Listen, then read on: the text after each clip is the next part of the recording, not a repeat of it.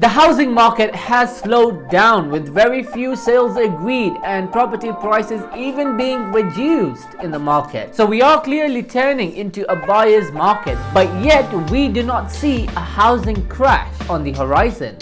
So why not? In this video, I want to discuss with you 5 reasons why property prices are not going to drop like the way we did in 2007 to 2009.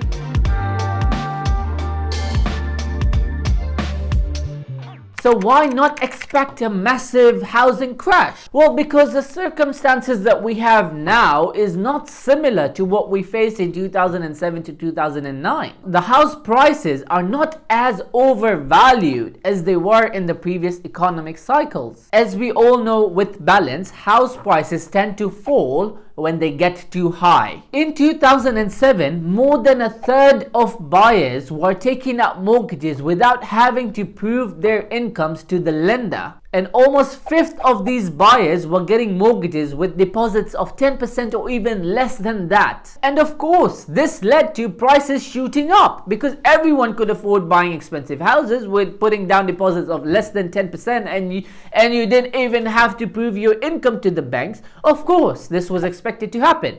But if prices shoot up too fast, too quick, and too high, they will drop back down, just going back to where they were supposed to be originally. And this is where that recession came in. The difference is now that it has become much tougher to get mortgages in the first place. And so you have to prove a lot more about your incomes and your outgoings for you to even get a mortgage. The lenders are also expecting the people to put larger amounts of deposits so that they're not vulnerable with negative equity. So in short, we don't have that scale of overvaluation that we did in the previous cycles. With all these affordability tests in place and that you having to put in a larger deposit makes the market a bit stronger so that you can weather this mortgage interest rates going up and the cost of living also going up. And that is why it's less likely for the property prices to drop as much as they did in 2007 to 2009. The second reason why we won't see a massive crash is because the rising interest rates are not gonna have a large impact onto existing homeowners. Yes, mortgage rates have risen up to 6.5, 6.7%, and they will go up even more slightly before they start coming down by end of 23 to 4 to 5%.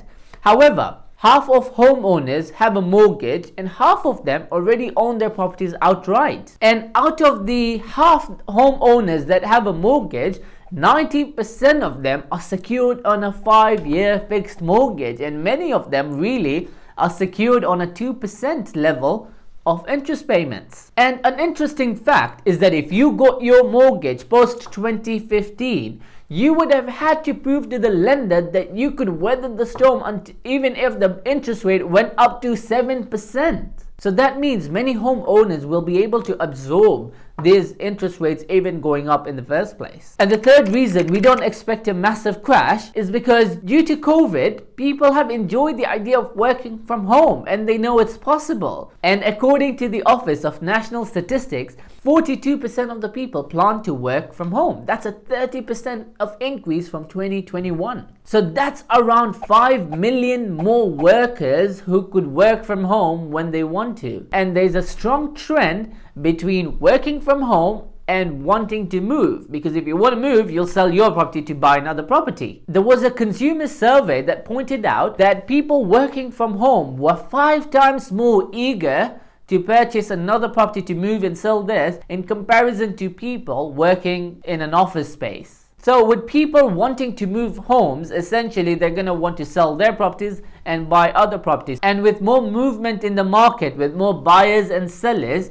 will not be forced to sell below market value. The fourth reason why we won't expect a massive crash is that the first-time buyers are quite motivated to get onto the ladder. According to another survey, 25% of the renters have been more keen now to move out and buy a property out of the city due to COVID-19.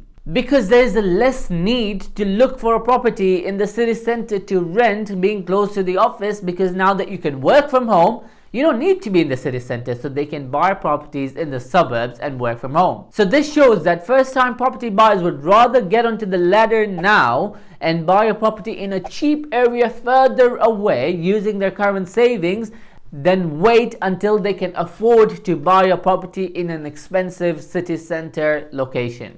And the last reason is that a lot of people are retiring now than before. Almost 500,000 older people have left the labor market since the pandemic. A huge 63% of the people aged between 50 to 70 have left the labor market before than actually expected, as per the Office of National Statistics. So of course, retirement is a common trigger to wanting to sell your home, because you may want to go live closer to friends or family, or you want to indulge into a new lifestyle or new passion, while others may just want to downsize and release their equity. With 75% of the household on the age group of 65 plus own their houses outright in the UK. And this group has the means to make a move that meets their lifestyle, what they want. And they're one of the ones keeping the momentum in the market by offering properties for sale and buying new places where they can live. So to summarize, these are the 5 points on why I don't think the property prices are gonna take a massive dip like they did in 2007 to 2009 or any other crisis before. They will take a slight dip. If they do 5, maximum you could even see in some occasions 10%.